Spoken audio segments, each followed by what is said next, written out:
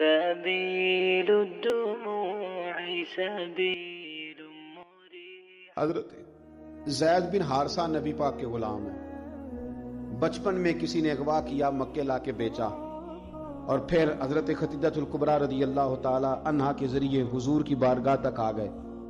ان کے والد اور چچا اور ایک روایت میں ان کا بھائی پیسے لے کے حضور کی بارگاہ میں آئے.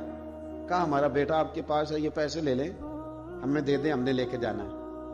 تو نبی کریم صلی اللہ علیہ وسلم نے بات سن کے مسکرائے. کچھ مسکراہٹیں بڑی معنی خیز ہوتی ہیں. حضور مسکرائے، فرمایا میں زید کو بلاتا ہوں، اگر وہ تمہارے ساتھ جانا چاہے تو یہ پیسے تم ساتھ اپنے پاس رکھو، ایسے مفتی لے جانا اگر جانا چاہے. تو حضور تو مسکرا رہے تھے نا، لیکن انہیں ابھی اس بات کا پتہ نہیں تھا، وہ ابھی اس رستے کے مسافر نہیں تھے. وہ کہنے لگے جی یہ کیا بات ہوئی، وہ غلامی نہیں چھوڑنا چاہے گا؟ کیونکہ غلامی تو سمجھتے تھے کہ جی یہی آج ہیں جب آزاد ہو گئے، جی وہ جانا نہیں چاہیں گے، یہ کیا بات ہوئی؟ تو حضور نے فرمایا میں بلاتا ہوں نا، جانا چاہے تو لے جاؤ. اللہ کے رسول صلی اللہ تعالی علیہ وسلم نے بلایا، جناب زید بن حارثہ آئے، فرمایا والد اور چچا آئے ہیں. یہاں ایک روایت میں تمہارے بھائی آئے ہیں. دوڑ کے گئے، بڑے زمانے سے ملے ہوئے تھے، بڑا روئے، بڑا پیار، بڑی باتیں. بیٹا تیری ماں یاد کرتی ہے، تیری بہنیں بلاتی ہیں. تیاری ہو گئی. اب جب تھوڑا سنبھلے نا تو حضور نے دھیمے لہجے میں کہا زید یہ تمہیں لینے آئے ہیں، اگر تم جانا چاہو تو میری طرف سے پابندی کوئی نہیں. چچا کا تو خیال تھا نا کہ یہ دوڑ لگا دے گا، لیکن جب کہا نا جانا چاہو تو چلے جاؤ، تو حضرت زید دور کھڑے تھے، دوڑ کے آ کے حضور کے پیروں میں بیٹھ گئے. کہنے لگے سونے ہاں اماں بڑا پیار کرتی ہے، بہنیں انتظار کر رہی ہیں، پر آپ کو چھوڑ کے کون جائے؟ حضور آپ کو چھوڑ کے چلا جاؤں، یعنی آپ کو چھوڑ کے؟ بولے بریلی کے امام، کہنے لگے تیرے قدموں میں جو ہے غیر کا منہ کیا دیکھیں، تیرے قدموں میں جو ہیں، تیرے قدموں میں جو ہیں، تیرے قدموں میں جو ہیں وہ غیر کا منہ کیا دیکھیں؟ کون نظروں پہ چڑھے دیکھ کے طلبہ تیرا، اور فرمانے لگے تیرے ٹکڑوں پہ پلوں، مجھے غیر کی ٹھوکر پہ نہ ڈال، میں جھڑکیاں کھاؤں کہاں چھوڑ کے صدقہ تیرا. حضور یہی رہنا ہے، یہی رہنا ہے. حضرت انس بن مالک رضی اللہ تعالیٰ عنہ کی حدیث ترمذی میں موجود ہے. آپ فرماتے ہیں جب حضور سید عالم علیہ السلام کی بارگاہ میں میں عرض گزار ہوا کہ یا رسول اللہ میدان محشر میں آپ کو کہاں تلاش کروں؟ اللہ کے حبیب علیہ السلام نے ارشاد فرمایا پل صراط پہ آ جانا. وہاں کیا ہوگا؟ امت گزر رہی ہوگی اور حضور سلامتی سے گزرنے کی دعائیں فرما رہے ہیں. یا رسول اللہ صلی اللہ تعالی علیہ وسلم وہاں ملاقات نہ ہوئی تو فرمایا پھر تم میزان عمل پہ آ جانا، وہاں امت کے اعمال تل رہے ہوں گے اور اللہ کے حبیب علیہ السلام دعا فرما رہے ہیں. اور اگر وہاں ملاقات نہ ہوئی تو پھر تیسرے اور آخری بات سرکار نے یہ بیان فرمائی کہ حوض کوثر پہ آ جانا، وہاں پیاسی امت آئے گی اور محبوب جام بھر بھر کے پلائیں گے. حضرت ابو بصیر رضی اللہ تعالیٰ عنہ صحابی تھے. باپ نے، بھائی نے، محلے والوں نے قید کیا ہوا تھا کلمہ پڑھنے کی وجہ سے، پیروں میں زنجیریں تھیں، بیڑیاں تھیں. کسی طریقے سے جیل توڑ کے دوڑے مدینے پہنچے. کہتے ہیں رستے میں کسی آدمی کے ساتھ گھوڑے پہ کچھ دیر بیٹھا، پھر پیدل چلا. صحابہ کہتے ہیں اتنا دردناک منظر بڑا کم ہم نے دیکھا. ابو بصیر جس گلی سے گزرتے وہاں خون پھیل جاتا، ان کی ٹانگیں خون سے کٹتی، وہ زنجیریں بندھی ہوئی. در رسول پہ حضور میں بھاگ کے آیا ہوں. کہتے ابھی نبی پاک صلی اللہ علیہ وسلم ان کی بات ہو نہیں رہے تھے کہ پیچھے سے قریش کے 2 سپاہی بھی آ گئے. کہنے لگے یہ بھاگ کے آیا ہے اور آپ کا وعدہ تھا کہ آپ واپس کریں گے. چشم زدن میں ذرا سوچنا، چشم زدن میں تھوڑی دیر کے لیے غور کرنا کہ ہمیں ہمارا استاد، ہمارا پیر دھتکار دے کہ جا دوڑ جا، تو کہتے ہیں بسم اللہ جناب یہ جا رہے ہیں. ایمان کی پختگی دیکھیں، اس نے تو ہمیں نکال ہی دیا جی. وہ کیسا بندہ ہے، یہاں تو کسی کے یہاں کوئی فاتحہ پڑھنے نہ جائے تو لوگ بگڑ جاتے ہیں. کہتے ہیں اس نے سلام نہیں لی، فاتحہ نہیں پڑھی، بس ختم، اس کو احساس ہی نہیں. حضرت سیدنا ابو بصیر سامنے کھڑے، سامنے 2 سپاہی آ گئے. ذرا دیکھیے ایمان کی پختگی، ایمان، یقین اور استقامت. امام بہقی نے دلائل کے اندر لکھا ہے، فرماتے ہیں نبی کریم صلی اللہ علیہ وسلم نے ان کی طرف دیکھا تو حضور کی مقدس آنکھیں آنسوؤں سے بھر گئیں. حضور نے فرمایا ابو بصیر تیری تکلیف مجھے نظر آ رہی ہے، پر میں نے وعدہ کیا ہوا ہے، میں نے وعدہ. بھائی یہاں ڈٹ کے رہنا بڑا مشکل ہے، یہاں قائم رہنا بڑا کٹھن مرحلہ ہے. یہاں آزمائش کے موقع پر دین پر انہوں نے تو رکھا ہی نہیں، لوگ تانے دیتے ہیں، باتیں کرتے ہیں، رکھا ہی نہیں، تو پھر ان کا بنتا ہے۔ حضور نے فرمایا تجھے جانا پڑے گا۔ صحابہ کہتے ہیں پورے مدینے میں ایسے تھا جیسے سوگ کا سما ہو۔ جب وہ دو سپاہی حضرت ابو بصیر کو پکڑ کے لے جا رہے تھے تو وہ پلٹ پلٹ کے پیچھے دیکھتے تھے، پلٹ پلٹ، پیروں میں خون ہے، آنکھیں آنسوں سے بھری ہوئی۔ فرماتے ہیں جب وہ پلٹ رہے تھے تو مدینے کی گلیاں بھی رو رہی تھی۔ میرے نبی پاک جب وہ آنکھوں سے اوجھل ہو گئے تو حضور بیٹھ گئے زمین پہ، نبی پاک نے رونا شروع کر دیا۔ فرمایا اللہ تو نے اس شخص کی مدد فرمانی ہے، اس پر کرم کرنا ہے، اللہ اس کا خیال فرمانا، اس کے لیے دعا کی۔ حضور روئے۔ حضرت ابو بصیر باہر نکلے تو وہ جو کافر تھے نا وہ کہنے لگے تو بڑا بنتا تھا ان کا، انہوں نے تجھے رکھا نہیں، تجھے رکھا بھی نہیں۔ تو حضرت ابو بصیر نے تھپڑ مارا منہ پہ، کہنے لگے میں وہ نہیں جو تھوڑی سی بات سے بدل جاؤں، ایمان، یقین اور استقامت کی دولت ملی ہوئی ہے۔ آپ فرمانے لگے میرا تو ایمان اور پختہ ہو گیا ہے کہ میرا نبی اپنے وعدوں کا بڑا پابند ہے، میرا رسول اپنے وعدوں کا بڑا پابند ہے۔ حضرت ابو بصیر کہتے ہیں مدینے کی سرحد گزر گئی تو میں نے کھینچی تلوار، ان میں سے ایک سپاہی، اب آؤ میرے مقابلے میں جس نے آنا۔ ایک کو مارا، دوسرا بھاگ گیا۔ فرماتے اب میں مکے جا نہیں سکتا تھا، جاؤں گا تو وہ زیادہ ماریں گے۔ مدینے حضور نے قبول نہ فرمایا۔ فرماتے ایک جنگل میں جا کے العیس نام کی ایک بستی تھی، وہاں ڈیرا لگا لیا، دریا کے کنارے، پانی پی لیتا، پتے کھا لیتا، تن تندور ہڈاں دا بالن تے اسی ہاواں نال تپایا، کپ کپ مکیاں پیڑے کیتے تے اتوں صبر پلے تھلایا، تن دی ہانڈی تے من دا سالن اتے لون صبر دا پایا۔ غلام فریدا وے میں ساری تیری، غلام فریدا وے میں ساری تیری، تینوں اجے یقین نہیں آیا۔ فرماتے سالوں پتے کھائے، اب جو بھی وہاں سے تنگ ہوتا وہ میرے پاس آ کے پناہ لیتا، جس کو مکے والے مارتے میرے پاس آ کہتے، تانے دینے والے آ کے کہتے ہو تم کس طرح کے نوکر ہو، تمہیں تو انہوں نے رکھا ہی نہیں۔ ہم نے کہا چپ کر جا، وہ ہمارے آقا ہیں، وہ ہمارے آقا ہیں، رکھیں تب بھی ٹھیک ہے، نہ رکھیں اللہ اکبر، ایمان دیکھو، قوت دیکھو۔ فرمایا بس ٹھیک ہے، جس طرح حضور راضی ویسے ہی ہم راضی۔ حضرت ابو بصیر رضی اللہ تعالیٰ عنہ کے پاس 300 صحابہ اکٹھے ہو گئے، 300۔ حضرت ابو بصیر جب مدینے کی سرحد سے گزر رہے تھے نا تو نبی پاک نے ایک آواز دی تھی، فرمایا ابو بصیر ایک وقت آئے گا کہ میرا پیغام تجھ تک پہنچے گا، ایک ٹائم آئے گا۔ حضرت ابو بصیر سے جب کوئی کہتا نا کہ زندہ کس بات پہ ہو تو فرمانے لگے مصطفیٰ کے فرمان پہ بڑا یقین ہے، بلاوا آئے گا، مجھے بلاوا، مجھے یقین ہے کہ مجھے بلاوا، بڑی امید ہے سرکار قدموں میں بلائیں گے، اور کرم کی جب نظر ہوگی مدینے، مجھے یقین ہے کہ مجھے بلاوا۔ حضرت ابو بصیر رضی اللہ تعالیٰ عنہ فرماتے ہیں کہ وقت گزرتا گیا، 300 لوگ اکٹھے ہو گئے۔ جب کوئی مسلمانوں کا قافلہ مکے کے پاس سے گزرتا تو مکے والے لوٹ لیتے تھے۔ حضور نے بھی اجازت دی مدینے والوں کو، اگر ان کا قافلہ کوئی آئے تمہیں بھی حملے کی اجازت ہے، کفر کا مال مال غنیمت ہے۔ حضرت ابو بصیر کہتے ہیں جب بھی ہمارے قریب سے وہ رستہ تھا شام کی طرف جانے کا، جب بھی کافر گزرتے ہم ان کے قافلے پکڑ لیتے، لوٹتے، ہم بھی ان کو اس طرح کی سزا دیتے جو مسلمانوں کو دیتے تھے۔ فرماتے ان کا جینا محال ہو گیا، ہاتھ باندھ کے نبی پاک کی بارگاہ میں گئے، کہنے لگے یہ شرک ختم فرما دیں اور آپ ان کو بلا لیں، بلا لیں۔ حضرت ابو بصیر فرماتے ہیں میں بوڑھا آدمی تھا، دن بھر میں کام کرتا، محنت کرتا، اس علاقے میں کھیتی باڑی کرتا، جب رات ہوتی تو میں کسی پہاڑ کے ٹیلے پہ بیٹھتا اور مدینے کی جانب منہ کر لیتا، اور میں انتظار کرتا بلاوا کب آئے گا، کب حضور کا پیغام آئے گا، میں انتظار کرتا۔ حضرت ابو بصیر رضی اللہ تعالیٰ عنہ بیمار ہو گئے، شدید بیمار، سخت بیمار تھے، تو قریش نے شیخ ختم کی۔ حضرت ابو ہریرہ کہتے ہیں نبی پاک نے 2 صحابہ کو روکا دیا، فرمایا جاؤ اسے جا کے کہو آ جائے، اسے کہو آ جائے۔ صحابہ کہتے ہیں ہم پہنچے تو ان کا آخری وقت چل رہا تھا، آخری ہجکیاں تھیں، ایمان اور یقین دیکھو، آخری ہجکیاں۔ لوگ کہتے ہیں ابو بصیر وقت آ گیا، وہ کہتے ہیں نہیں ابھی وقت نہیں آیا، وقت تب آئے گا جب نبی پاک کا بلاوا آئے گا۔ حضور کا وعدہ تھا وقت تب آئے گا جب میرے نبی کا بلاوا آئے گا، ابھی بلاوا نہیں آیا تو ابو بصیر کا وقت بھی نہیں آیا۔ صحابہ کہتے ہیں ہم نے جا کے رکا، تھمایا، اٹھنے کی بھی طاقت نہیں تھی۔ جب حضور کا رکا لیا نا تو دونوں یوں مٹھیاں بند کر لی، گویا جھوم جھوم کے نعرے لگانے لگے آؤ دیکھو میرے نبی کے وعدے کتنے سچے ہیں، آؤ دیکھو حضور کے وعدے، چومتے حضور کا نامہ، سر پہ رکھتے، سینے سے لگاتے۔ اور کہتے ہیں پھر بلند آواز سے کلمہ پڑھنے لگے. کہنے لگے حضور میں حاضر ہوا. یا رسول اللہ میں آیا. کہتے ہیں بلند آواز سے کلمہ پڑھا اور ان کی روح پرواز کر گئی. ان کی روح پرواز کر گئی. نبی رحمت صلی اللہ علیہ وسلم کے غلاموں کا یقین، اعتماد اتنے اعلیٰ درجے کا.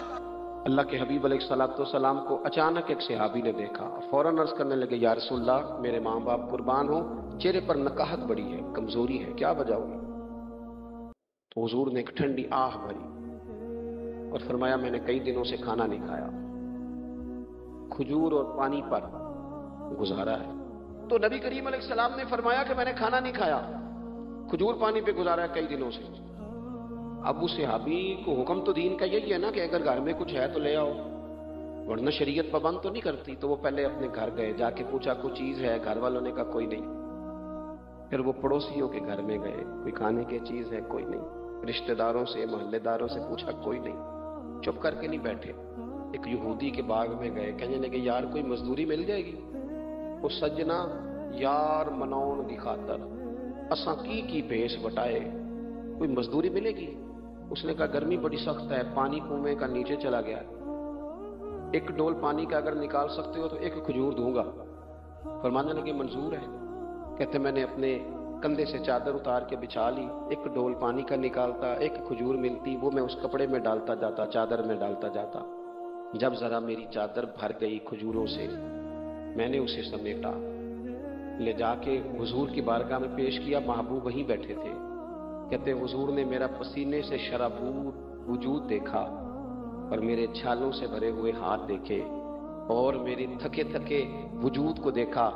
تو کریم نے ایک کھجور اٹھائی اور اٹھا کے منہ میں رکھی. حضور فرمانے لگے کس نے تجھے مجبور کیا یہ کام کرنے پہ؟ اس کی مجبوری تو کوئی نہیں نا، کس نے تجھے مجبور کیا؟ تو کہتے ہیں دو آنسو میرے بھی چھلک پڑے. میں نے عرض کی حضور ہمیں کوئی مجبور کر سکتا ہے؟ ہمیں آپ کی محبت نہیں مجبور کیا. حضور یہ محبت ہے جس نے مجبور کیا. یا رسول اللہ کائنات کی ہر چیز سے بڑھ کر آپ سے پیار ہے.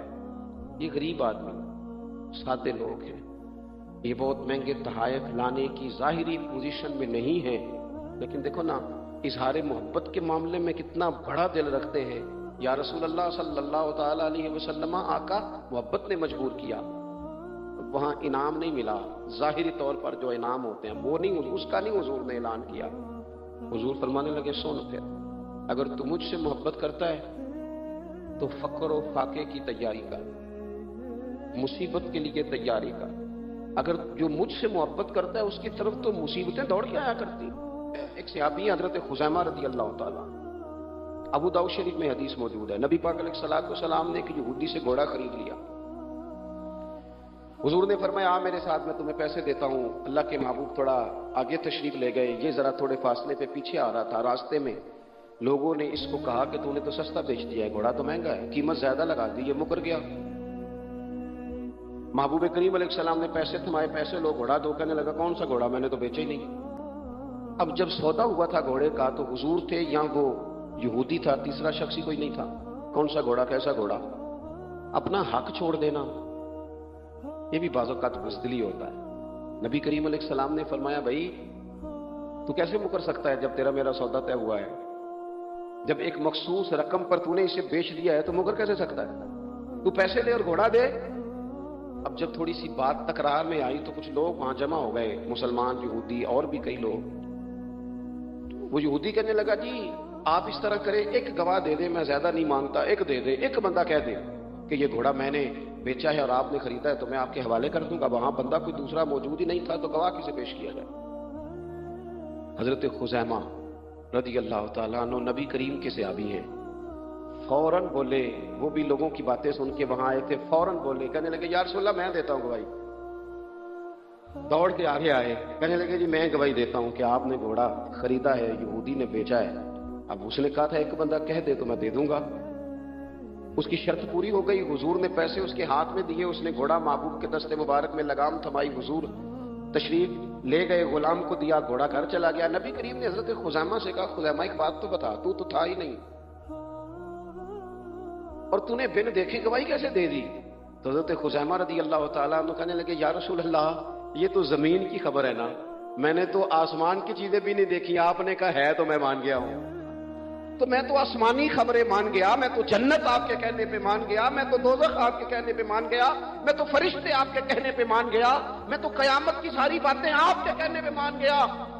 وہ بتا رہے ہیں، گویا وہ سمجھا رہے ہیں، یا رسول اللہ میں نے تو رب بھی نہیں دیکھا، تو آپ کے کہنے پر مان گیا۔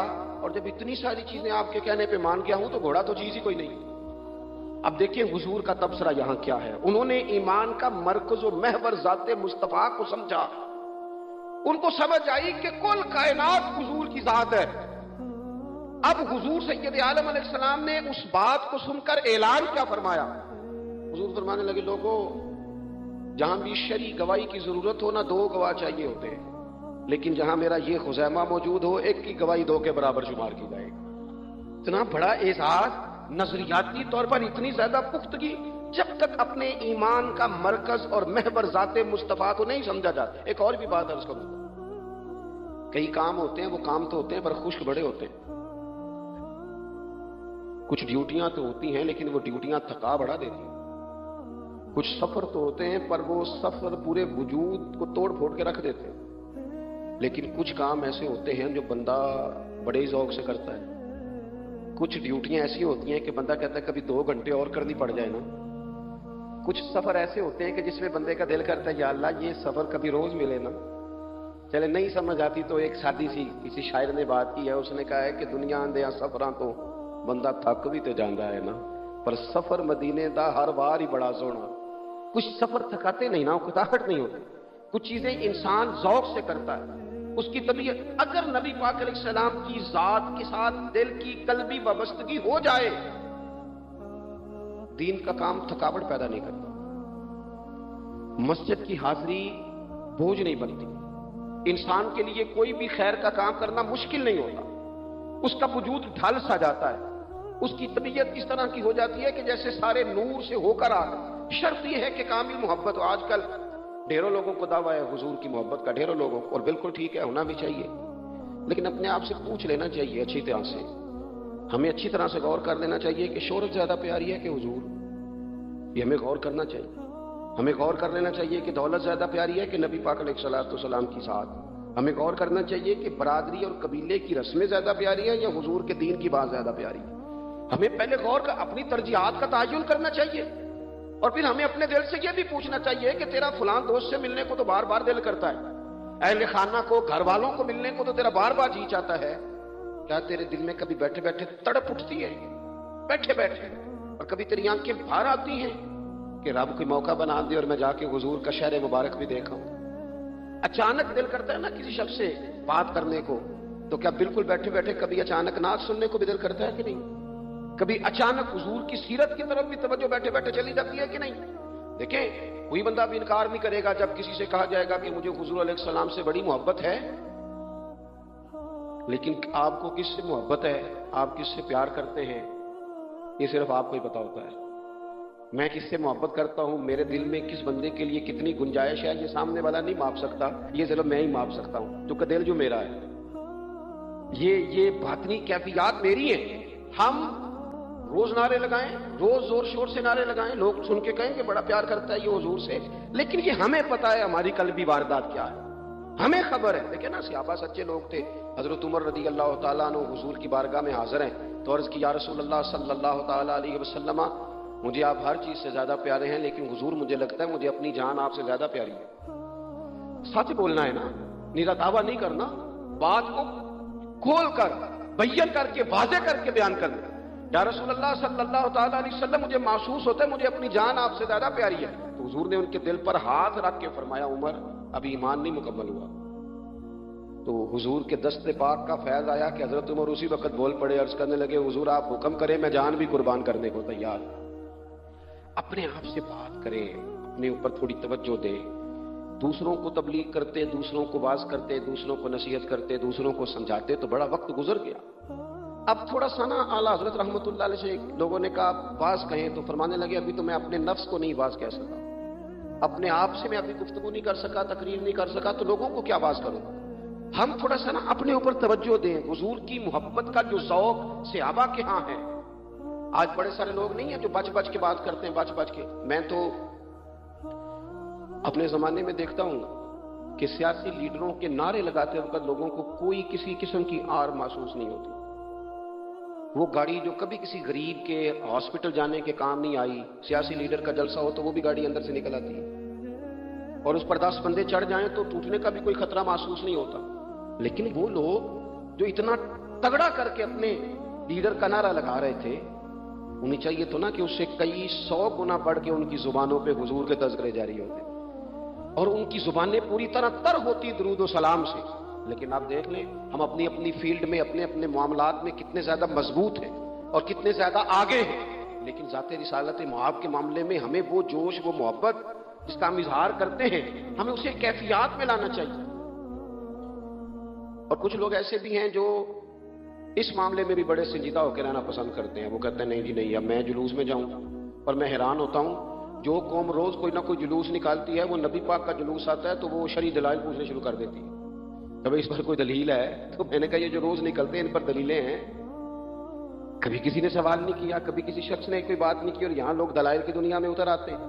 وارفتگی، شوق، حضور کی جو مرکزی حیثیت ہے دین میں، نبی پاک کے ساتھ قلبی رشتہ، مضبوط وارفتگی. عروہ بن مسعود ثقفی کفر کی طرف سے نہ سفیر بن کے آئے تھے حدیبیہ میں. جب کوئی بندہ کسی کا سفیر بن کے آتا ہے تو وہ اس کی پوری ترجمانی بھی کرتا ہے، پورے نمائندے بن کے آئے تھے.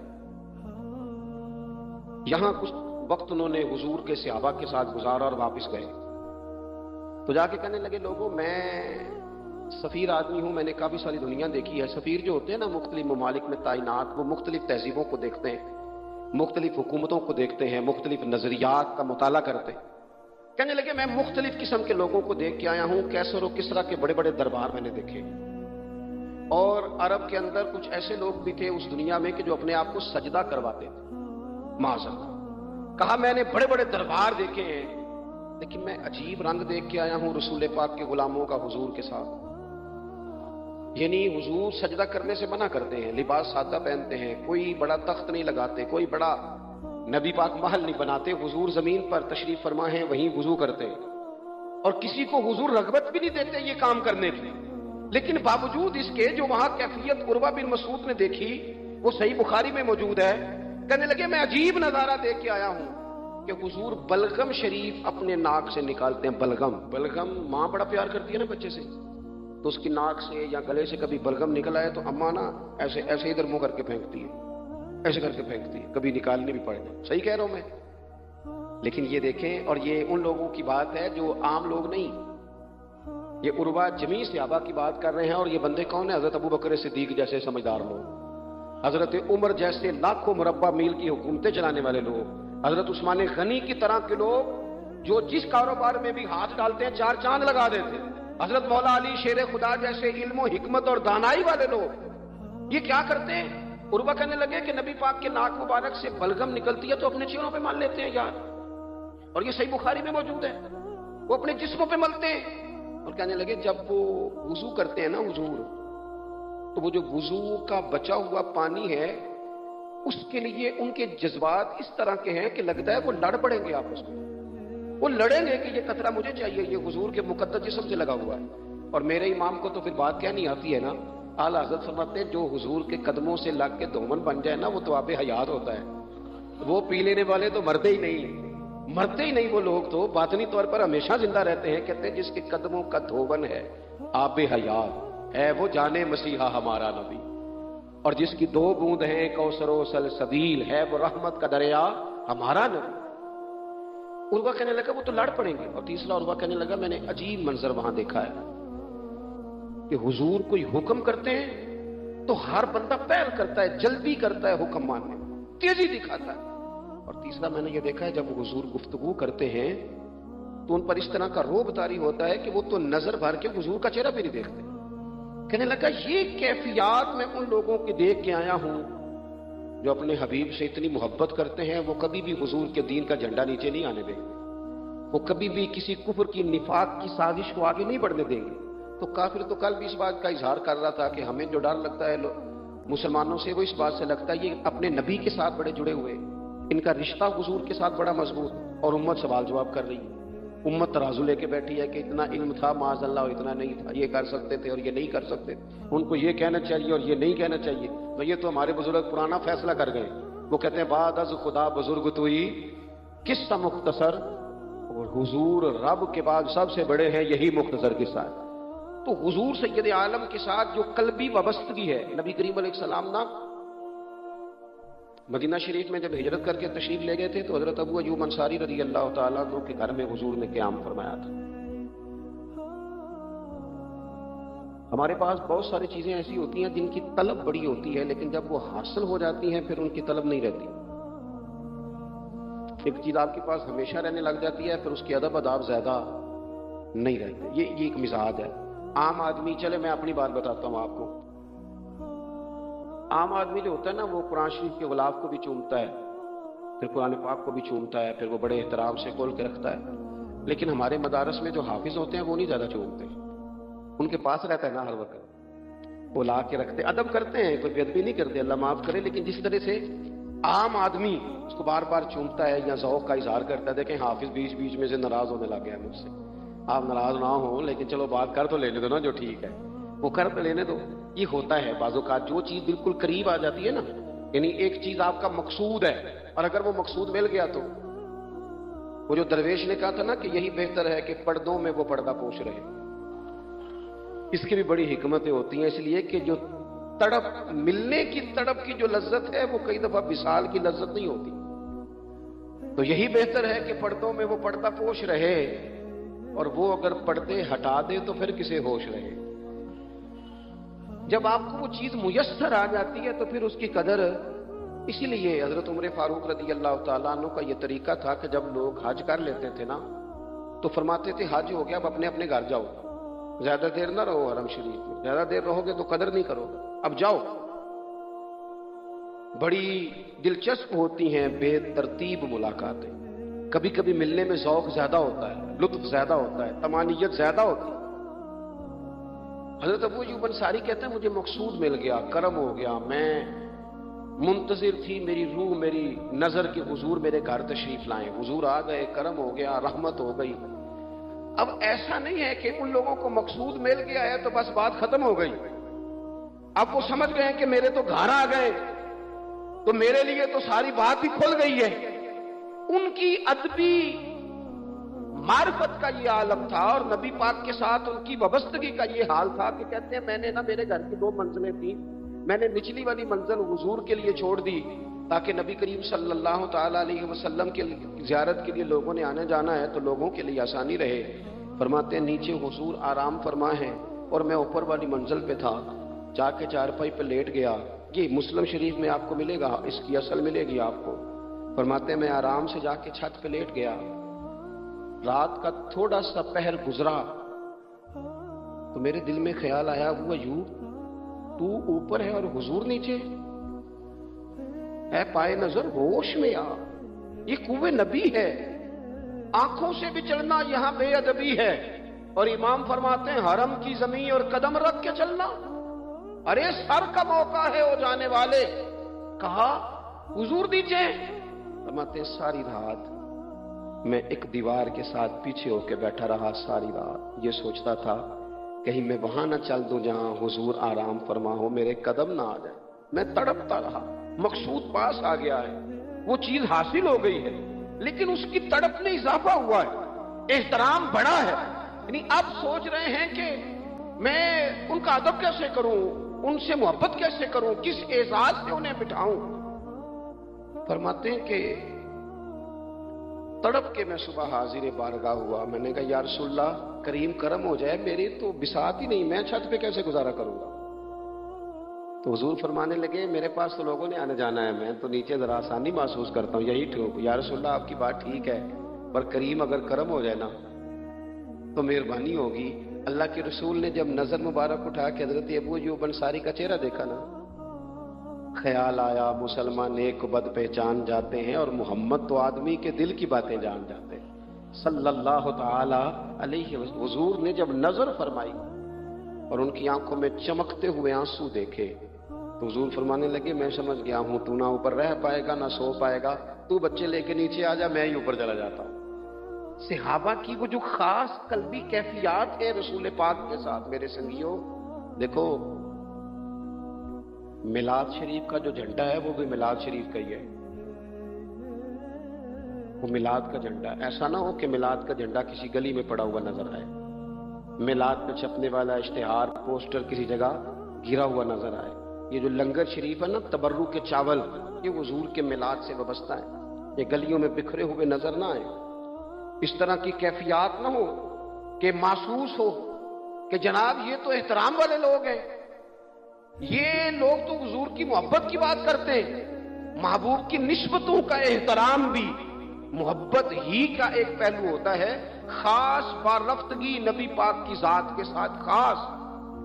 اور پھر ان لوگوں نے نا ان چیزوں کو بھی چھیڑا جن کی شریعت میں گنجائش تھی۔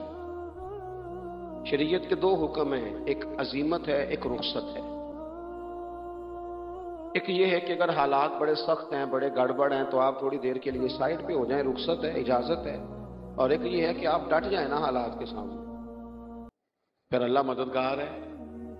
ایک یہ ہے کہ گنجائش ہے، گنجائش ہے، اور ایک یہ ہے کہ دل نہیں میرا مانتا، میں گنجائش کا کیا کروں، میری طبیعت نہیں مانتی۔ چلیں ایک بات اور کھول دیتے، ایک ہوتا ہے حکم، ایک ہوتی ہے رضا، ان دونوں میں فرق ہوتا ہے۔ وہ جی میں نے حضرت صاحب سے کہا جی مجھے اجازت ہے میں جاؤں، انہوں نے کہا جاؤ میں چھٹی لے کے آیا ہوں۔ بھائی آپ نے چھٹی مانگی تھی، حضرت نے دے دی، استاد جی نے دے دی، یہ تو حکم ہے، لیکن تمہیں بھانپنا چاہیے تھا نا ان کی مرضی کیا ہے، ان کی رضا کیا ہے۔ رضا تو اس طرح کی ہوتی ہے کہ مکتب عشق کا دستور نرالا دیکھا، اس کو چھٹی نہ ملی جس نے سبق یاد کیا۔ میرا ایک دیہاتی ماحول سے تعلق ہے، ہمارے سرکاری اسکولوں میں نا ایک منیٹر بنا دیتے تھے، جو بچہ لائق ہوتا تھا نا وہ وہ منیٹر بن جاتا تھا، حالانکہ لائق ہوتا تھا، سیانا ہوتا تھا، لیکن منیٹر بن کے نا اس کی ذمہ داری بڑھ جاتی تھی، پھر اس کو کنجیاں ہی مل جاتی تھی، اسی نے سب سے پہلے آنا ہے، اس نے سب سے بعد میں جانا ہے، ہر چیز اس کے سپرد۔ پیار جو زیادہ کریں ان کی ذمہ داریاں بھی زیادہ ہوتی ہیں۔ یہ کیا بات ہوئی کہ میری محبت زیادہ ہے تو میں مسجد میں غیر حاضر ہوں، میں حضور کا میلاد شریف زیادہ مناتا ہوں تو میں نے سنت شریعت کو اپنایا ہی نہیں۔ محبت مجھے حضور سے زیادہ ہے، لیکن حضور نے جو حقوق العباد ادا کرنے کا سبق پڑھایا ہے اس پر میری توجہ ہی نہیں۔ بھئی اگر آپ کا پیار زیادہ ہے تو پھر آپ کی ذمہ داری بھی زیادہ ہے۔ میرے نبی کریم علیہ الصلوۃ والسلام کی صفائی کا، نفاست کا، حضور کے حسن کا، ظاہری حسن کا جو اللہ نے دیا تھا، اس کا حال یہ ہے کہ رب فرماتا ہے وَالضُّحَىٰ وَاللَّيْلِ إِذَا سَجَىٰ، محبوب تیرے چمکتے ہوئے چہرے کی بھی قسم ہو، اور جب اس کے گرد زلفیں چھا جاتی ہیں مجھے اس کی بھی قسم ہو۔ اور حضرت عبداللہ بن رواحہ نبی پاک کے صحابی ہیں، وہ فرماتے ہیں کہ حضور کوئی معجزہ نہ دکھاتے، نہ چاند توڑتے، نہ ڈوبا سورج موڑتے، نہ درختوں سے کلمہ پڑھواتے، کوئی معجزہ نہ دکھاتے، پھر بھی نبی پاک کا چہرہ اتنا خوبصورت تھا کہ لوگوں نے دیکھتے جانا تھا اور کلمہ پڑھتے جانا تھا۔ یہ حضور علیہ السلام کے ظاہری حسن کا حال تھا، لیکن اس کے باوجود اللہ کے محبوب آئینے کے سامنے کھڑے ہو کے کنگھی فرماتے تھے، تیل استعمال فرماتے تھے۔ اللہ کے محبوب علیہ السلام اپنے بالوں کے درمیان سے مانگ نکالتے تھے، آدھے بال ایک طرف ہوتے تھے، آدھے ایک طرف ہوتے تھے، اور صحابہ فرماتے ہیں کئی دفعہ حضور امامہ اتارتے تو ان بالوں کے بیچ جو خوشبو لگی ہوتی اس کا رنگ بھی ہم دیکھا کرتے تھے۔ حضور صاف لباس پسند کرتے تھے۔ ایک شخص کو حضور نے دیکھا، اس نے میلے کچالے کپڑے پہنے، تو حضور نے ٹھنڈی آہ بھری، فرمایا کاش یہ دھو کے کپڑے پہنتا۔ ایک شخص کو دیکھا بال بکھرے ہیں، کنگھی نہیں کی، تو حضور فرمانے لگے کاش یہ کنگھی کر لیتا۔ نفاست پسند آدمی پہ نا بوجھ بنتا ہے۔ جو آدمی، آپ کو پتہ ہے کہ امام شافعی تو فرماتے ہیں جمعے والے دن غسل کرنا واجب ہے، مت غسل نہ کرے تو جمعہ ہی نہیں ہوگا۔ اگرچہ ہمارے امام صاحب کے نزدیک سنت ہے۔ یہ سنت کب بنا؟ ایک دن نہ بہت سارے لوگ اپنے اپنے کام سے اٹھے مسجد میں آ گئے، مسجد نبوی میں۔ کوئی کسان تھا تو کھیت سے اٹھ کے آ گیا، کوئی مزدور تھا تو مزدوری سے اٹھ کے آ گیا۔ تو مسجد میں جب بہت سارے لوگ جمع ہوئے نا تو بعض لوگوں کو دقت محسوس ہوئی، تو رسول کریم علیہ السلام نے فرمایا کتنا ہی اچھا ہو کہ تم جمعے والے دن نہا کے آیا کرو۔ بس وہ صحابہ کا مزاج ہمارے والا نہیں تھا کہ تفصیل بتائیں، حکمت بتائیں، ملے گا کیا، ثواب کتنا، نہ نہائے تو گناہ، یہ کوئی نہیں۔ حضور نے کہا کہ نہا کے آؤ تو کتنا ہی اچھا ہے۔ پھر کسی صحابی نے کبھی بھی بغیر غسل کیے جمعہ ادا ہی نہیں کیا، کسی نے بغیر غسل کے کبھی جمعہ ادا ہی دیکھے نا، اسلام بڑا خوبصورت دین ہے. حضور نے فرمایا جو کچا پیاز کھائے وہ مسجد نہ آئے، پہلے مسواک کرے، دانت صاف کرے، پھر آئے. نبی پاک صلی اللہ علیہ وسلم نے فرمایا جو کچی مولی کھائے مسجد نہ آئے. مولی کھانا جائز ہے، پیاز کھانا جائز ہے، لیکن منہ سے بدبو آتی ہے. نبی پاک علیہ السلام کا ظاہری حسن کیا بات ہے. میلاد مبارکہ میں نبی پاک علیہ السلام کی جو چیز بڑی کھل کے واضح آتی ہوتی ہے وہ رسول اللہ کا حسن و جمال ہے. آپ کی والدہ سیدہ طیبہ طاہرہ حضرت سیدہ آمنہ رضی اللہ تعالیٰ. اماں جی کہتی ہیں کہ میرے محبوب جب میرے بطن اقدس میں آئے تو جو تکالیف عورتوں کو ہوتی ہے مجھے ان میں سے کوئی تکلیف بھی نہیں ہوئی. اور اماں جی کہتی ہیں مجھے کبھی کوئی سکل، کوئی بوجھ محسوس نہیں ہوا. اور فرماتی ہیں کہ جو ولادت کے وقت لوگوں کو، عورتوں کو تکلیف ہوتی ہے مجھے وہ بھی نہیں ہوئی. اور فرماتی ہیں کہ نبی کریم علیہ السلام پیدا ہوئے تو ہمیں حضور علیہ السلام کی ناف کو کاٹنا نہیں پڑا، ناف بریدہ پیدا ہوئے، ختنہ شدہ پیدا ہوئے. آپ کو پتہ ہے عورتیں غسل دیتی ہیں بچے کو پیدا ہونے کے بعد، لیکن میرے محبوب نے سجدہ ہی کر لیا پیدا ہوتے ہی. امتی امتی کہتے ہوئے پیدا ہوئے. حق نے فرمایا کہ بخشا الصلاۃ والسلام، اور پہلے سجدے پر روز ازل سے درود. میرے امام فاضل بریلوی کا جو انداز تکلم ہے نا، اس کی بھی حد ہی کوئی حد ہی نہیں. کہاں تک ان کی محبت جاتی، کہنے لگے پہلے سجدے پہ روز ازل سے درود، یادگاری یہ امت پہ لاکھوں سلام، یادگاری یہ امت پہ لاکھوں سلام. بتائیے بغیر وضو کے، بغیر غسل کے سجدہ ہو جاتا ہے؟ تو حضور نے سجدہ کر کے بتایا کہ اللہ نے مجھے پاک صاف پیدا کیا ہے. نبی پاک صلی اللہ علیہ وسلم کی والدہ نے جب یہ باتیں ارشاد فرمائیں تو لوگوں نے پوچھا ان سے کہ اماں جی پھر آپ ایک جملے میں بتائیں کہ ماجرا سارا کیا تھا. آخر ایک ولادت تو ہوئی نا، آپ کے وجود اطہر سے ایک بچہ تو نکلا، تو یہ کیا تھا؟ تو سیدہ آمنہ فرمانے لگی خارج منی نور، بس میرے وجود سے ایک نور نکلا، بس میرے وجود سے ایک، اور روشنی آتی جاتی ہے تو کسی کو تکلیف نہیں دیتی، ایک نور نکلا. میرے رسول کریم علیہ السلام کو ظاہری حسن بھی کمال دیا، اور پھر حضور کی نفاست پسندی، صفائی پسندی. نبی پاک جب بات کرتے تھے نا تو حضور کے دانتوں سے نور نکلتا. اس کے باوجود حضور ہر وضو کے لیے مسواک کرتے. میں نے ہر نماز کے لیے نہیں کہا، میں اپنے لفظوں کا ذمہ دار ہوں. کس کے لیے بولے آپ حضرات؟ ہر وضو کے لیے. یعنی اگر نبی پاک نے وضو نماز کے لیے کیا تب بھی مسواک کی، اور اگر قرآن شریف کی تلاوت کے لیے کیا تو پھر بھی مسواک کی. کسی اور موقع کے لیے وضو فرمایا تو پھر بھی مسواک کی. اور سیدہ عائشہ فرماتی ہے جب بھی حضور گھر سے نکلنے لگتے پہلے مسواک فرماتے. حالانکہ رسول پاک کے دندان اقدس تو نور والے تھے، ضرورت ہی نہیں تھی. ہماری تعلیم کے لیے نفاست پسندی. ایک بات میں نے شروع کرنی ہے پر آپ نے ناراض نہیں ہونا، پہلے وعدہ کر لیں. جڑے نہیں بولے انہوں نے نکیر آتا ہے ہو جانا ہے. چلو ہو جائے جی، کوئی گل نہیں، خیر ہے، ہو جائے آپ ناراض. نبی پاک نے بڑی مونچھیں نہیں پسند کی، حضور کو اچھی نہیں لگتی تھی. ایک بات پوچھتا ہوں آپ سے، یہ درد دل ہے میرا اور صرف سمجھانے کے لیے عرض کر رہا ہوں، کوئی تنقید نہیں. اللہ تعالیٰ مجھے نیت کا وضو عطا کرے. ایک بات بتانا، اگر بہو کھانا پکا کے لائے اور سالن سے بال نکل آئے تو پھر اس کا کیا حال ہوتا ہے؟ کئی تو بوڑھے پلیٹ اٹھا کے دیوار میں مارتے ہیں، ایسے ہی ہوتا ہے نا، یہ کیا ہے؟ اور اگر کبھی روٹی سے نکل آئے تو بیوی صاحبہ کا کیا حال ہوتا ہے؟ یہ کوئی طریقہ ہے کھانا پکانے کا؟ اور اللہ تعالیٰ معاف کرے، اگر کبھی ہوٹل میں چلے جائے امیر لوگ 15,000 کا ڈنر کرنے، تو وہاں کسی سالن کی پلیٹ سے بال نکل آئے تو پھر تو پیسے کیا دینے ہیں، پھر تو ان کو اور جرمانہ ہو جاتا ہے. یہ تو سارے بال نکل آئے تو مشکل. اور ویسے بھی جو نفاست ہے نا طبیعت کی، اس پر بوجھ بنتا ہے. بال کھانے میں ہو، آٹے میں ہو تو بوجھ بنتا ہے. تو بڑی مونچھوں والا دوست، بھائی، بزرگ جب پانی پیے گا تو بال پانی میں جائیں گے کہ نہیں جائیں گے؟ حکیم اور ڈاکٹر کہتے ہیں کہ کینسر کے مرض کا خطرہ ہے. اب باقی بھی راضی نہ ہو. حضور نے بڑی مونچھیں بھی پسند نہیں کی اور چھوٹی داڑھی بھی پسند نہیں کی.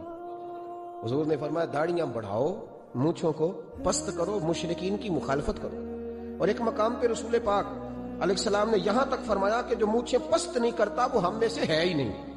نے سخت لفظ. ایک صحابی تھے، آپ یقین کریں نا، کئی دفعہ دوستوں کو کہنا پڑتا ہے اور کئی دفعہ نا مجھے محسوس ہوتا ہے کہ یار ہم روز ہی کہتے ہیں، لیکن کہتے پتہ کیوں ہے؟ کہ بوجھ بنتا ہے وہ بندہ جو اس طرح کی طبع کے ساتھ آتا ہے، جو حضور نے پسند نہیں کیا. ایک شخص نبی پاک کے سامنے آیا، قاضی عبد الدائم دائم صاحب نے لکھا ہے، بڑی خوبصورت بات لکھی ہے. کہنے لگے حضور کے سامنے وہ اکثر آیا کرتا تھا تو مونچھیں بڑی تھی، حالانکہ داڑھی بھی بڑی تھی، مونچھیں بھی بڑی تھی. 2-4 دفعہ حضور نے باتوں میں تات اللفظ سمجھایا. کچھ بندے نہیں سمجھتے. تا تو لفظ سمجھاؤ یا بڑا کھول کھول کے سمجھاؤ پر بات سمجھنے کو تیار نہیں ہوتے. پتہ نہیں کیا ایسا حسن ہے بھئی، جو حسن نبی پاک نے پسند نہیں کیا وہ کبھی حسن ہو سکتا ہے؟ کبھی خوبصورتی ہو سکتی ہے؟ وہ کسی کا ذاتی کلچر تو ہو سکتا ہے پر دین کی تہذیب نہیں. نبی کریم علیہ السلام نے کئی دفعہ سمجھایا تو ان کی سمجھ میں بات نہ آئی. ایک دن وہ بیٹھے ہوئے تو حضور نے ایک صحابی سے فرمایا کینچی لاؤ. کہنے لگے میں سمجھ گیا کہ میرے ساتھ کچھ ہونے لگا ہے. ساتھ ہی حضور نے فرمایا ایک مسواک بھی لانا. کہنے لگے میں نے کہا بچت ہو گئی، میرے تو دانت صاف ہے. تو یہ شاید اس کی بات ہونے لگی ہے جس کے دانت بھی ٹھیک نہیں. دونوں چیزیں جب آ گئی نا تو حضور اٹھے اور نبی پاک نے مسواک ان کے ہونٹوں پہ رکھی. اسی سے آبی ہونٹوں کے اوپر مسواک رکھ کے تو اوپر سے حضور نے منہ سے کاٹ لی. فرمایا یہ نہ ایسا کرو، یہ چیز مجھے پسند نہیں ہے. حضور نے نفاست پسندی کو. اب تو اللہ تعالیٰ خیر کرے ملانگا آ گئے مارکیٹ میں. ملانگ، درویشی، فقیری، ان کے پاس رش بھی زیادہ ہے، ان کے درباروں پہ بھی رش زیادہ ہے. ہاں جی، کہتے ہیں حضرت صاحب درویش آدمی ہے. بھئی روٹی تو پورے ٹائم پہ کھاتا ہے، مونچھیں کٹوانے میں ہی درویش ہو گیا. نہ بال کٹواتا ہے نہ مونچھیں کٹواتا ہے. یہ گرو نانک کی تعلیمات ہیں، یہ نبی پاک کی تعلیم نہیں. وجود کا کوئی بال نہ کٹوانا یہ سکھوں کا طریقہ ہے. مسلمانوں کا یہ انداز، یہ کدھر کی فقیری ہے؟ دین کوئی غلاظتوں والا معاذ اللہ کہ بابا کپڑے نہیں بدلتا، بابا غسل نہیں کرتا، بابا بال نہیں کٹواتا. بابا ہے پاگل ہے. قطعی طور پر کوئی فقیری نہیں. فقیری صرف وہ ہے جو میرے نبی نے کیا ہے صلی اللہ تعالی. اس منبر پر بیٹھنا فقیری ہے چونکہ حضور ہر جمعے بیٹھا کرتے تھے. مصلی پہ نماز پڑھانا فقیری ہے چونکہ حضور ہر جمعے ہر پانچوں نمازوں کی حضور امامت فرماتے. دین کی تبلیغ کرنا فقیری ہے جو میرے نبی پاک کیا کر. خلاف پیغمبر کسے راہ گزیر، وہ فقیری نہیں، وہ تماش بھی نہیں ہے، لوٹنے کا طریقہ ہے. اس کے علاوہ کوئی سٹائل نہیں. فقیری صرف وہ ہے جو رستہ میرے رسول پاک نے ہمیں